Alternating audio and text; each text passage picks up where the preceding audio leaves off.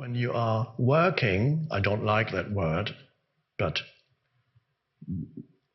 work isn't a, maybe the word should gradually become obsolete, because work somehow implies that you don't like what you're doing.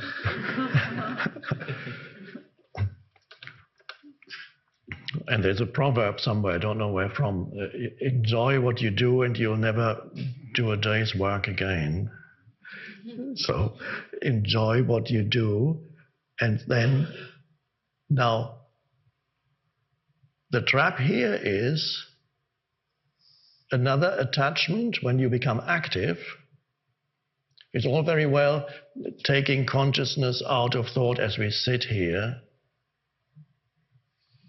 But when you become active and start doing in the world, there very quickly you can slip back into identification with thought. And when you are doing things and you're active, the danger is that you become attached to the result that you want to achieve through your doing.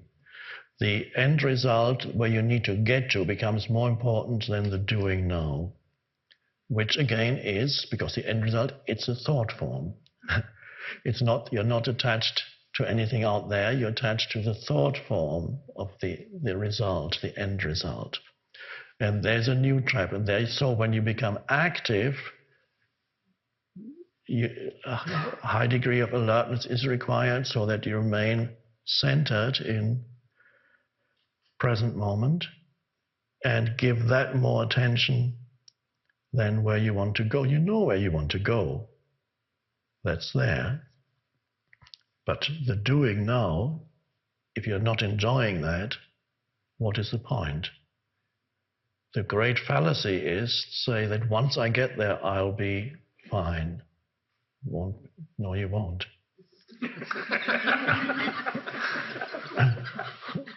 You have to be fine already, and then you'll be fine when you get there.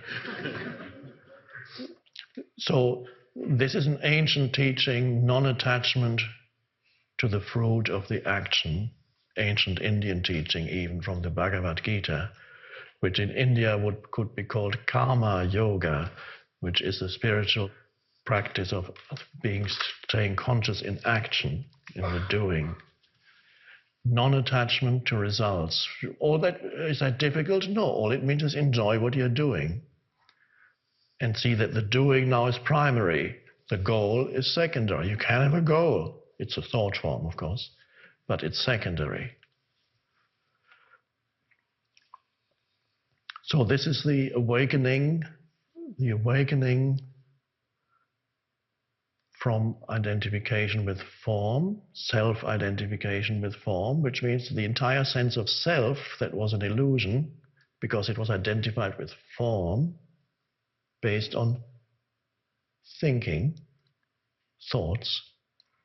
A bundle of thoughts constituted the sense of self, loosely held together.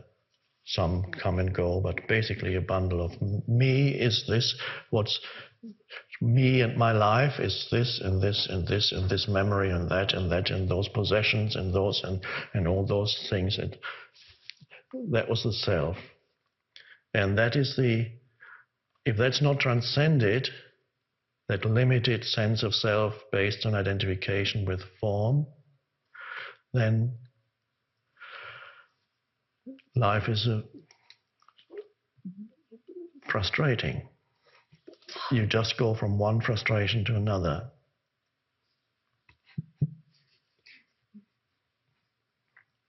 So ultimately, another way of putting it is that you can say you need to transcend yourself. And again, that's a very ancient teaching. 2,600 years ago, the Buddha talked about that. Because the self that you think you are, the Buddha said, well, that's not in the sutras, but my intuition tells me that this is what the Buddha more or less said. The self that you think you are is an illusion. You identified with form. You're not form. And as long as you're identified with form, thought forms, you suffer. That's what he said. And he didn't really say, some people believe that he said all life is suffering. No, he said all identification with form is suffering.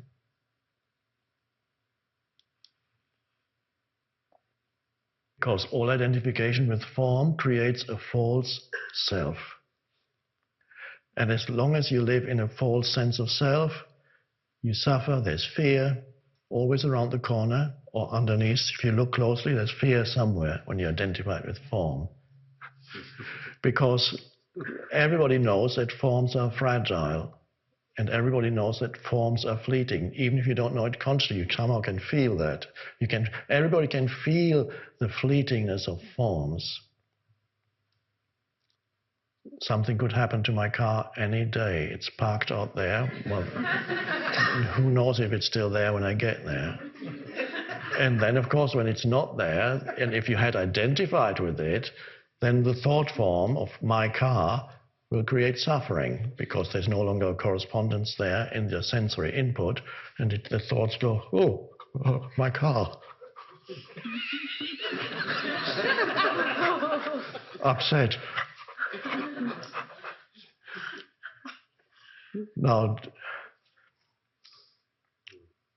it's easy to deceive oneself and say, I'm not attached to a thing. Sometimes you don't know it until you finally get to the place where your car was and it's gone. And then you'll know whether you were attached or not. Or your social position, let's say suddenly you lose it. The papers suddenly say, let's say you're a VIP, and suddenly the papers say, you messed it all up. And so where you're attached to your position, to the opinions of others about you, which again are thought forms in your head, because that's where you know them. The opinions of others are their thought forms, so you take them on board, they become your thought forms, and you identify with them as give you this sense of self-worth.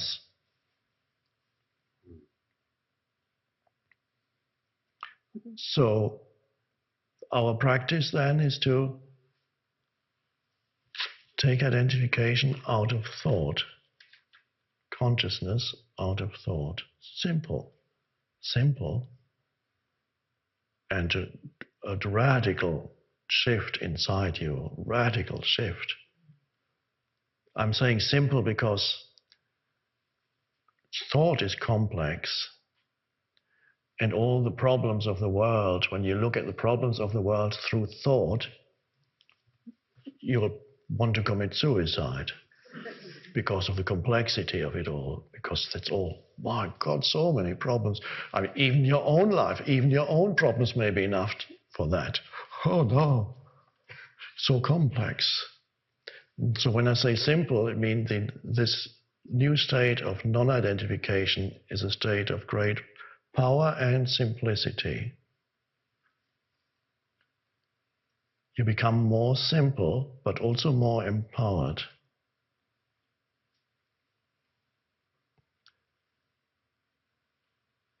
The shift,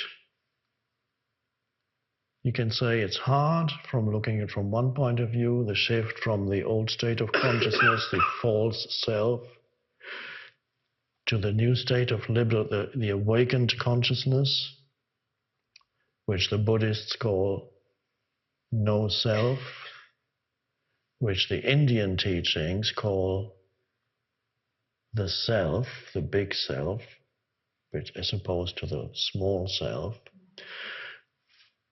And of course, people who haven't realized it within believe that there's a huge conflict between the Buddhists saying there is no self, and the Hindu teachings saying there is the Atman, the ultimate self.